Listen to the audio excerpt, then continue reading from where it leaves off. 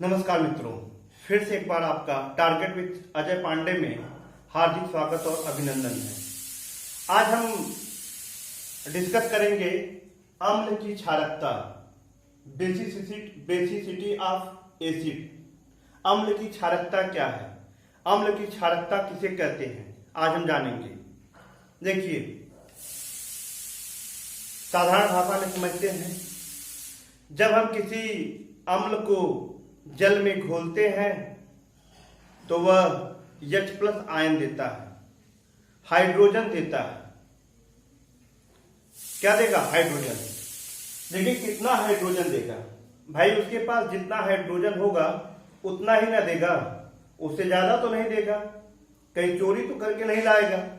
अब जैसे देखिए, हम बात करते हैं HCl की, हाइड्रोक्लोरिक अम्ल की। अगर इसको हम जल में घोलेंगे तो यह कितना हाइड्रोजन दे सकता है? यह केवल एक ही हाइड्रोजन दे सकता है ना, उससे ज्यादा तो नहीं ना देगा, नहीं देगा, क्योंकि इसके पास भाई एक ही हाइड्रोजन है। ठीक है, तो अब समझिए कि जब किसी अम्ल को जल में घोलते हैं और वह जल में घुलने के बाद उस अम्ल से जितने हाइड्रोजन के परमाणु विस्थापित हो रहे हैं, अलग हो रहे हैं, निकल रहे हैं, उसी की संख्या को हम अम्ल की क्षारकता कहते हैं। जब किसी अम्ल को जल में घोलते हैं तो उस अम्ल से विस्थापित हुए हाइड्रोजन परमाणुओं की संख्या को ही उस अम्ल की क्षारकता कहते हैं। अम्ल को पानी में हमने घोला और उस अम्ल से जितने हाइड्रोजन के परमाणु विस्थापित हो रहे हैं, निकल रहे हैं, उसी की संख्या को हम अम्ल की क्षारकता कहते हैं, बेसिसिटी ऑफ एसिड कहते हैं। अब जैसे HCl है तो इसकी क्षारकता कितनी हो जाएगी? इसमें से कितने परमाणु निकल सकते हैं हाइड्रोजन के? केवल एक, इसलिए इसकी क्षारकता कितनी होगी? 1 होगी।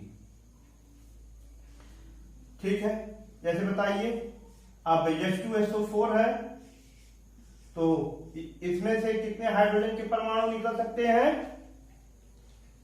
इसमें से हाइड्रोजन के 2 परमाणु निकल सकते हैं। इसके पास 2 परमाणु है और यह 2 परमाणु निकल सकते हैं, इसलिए इसकी क्षारकता 2 हो सकती है। ठीक है, अब जैसे HNO3 है तो इसकी क्षारकता कितनी होगी? इसके पास हाइड्रोजन के 1 परमाणु है, इसलिए इसकी क्षारकता 1 हो सकती है, 1 होगी। अब देखिए, जैसे H3PO4 है, इसकी क्षारकता कितनी होगी? यहाँ पे हाइड्रोजन परमाणुओं की संख्या कितनी है? 3 है, तो यहाँ पे हाइड्रोजन परमाणुओं की संख्या 3 है, इसलिए इसकी क्षारकता 3 हो जाएगी। ये 3 परमाणु निकाल सकता है, इसलिए इसकी क्षारकता 3 होगी।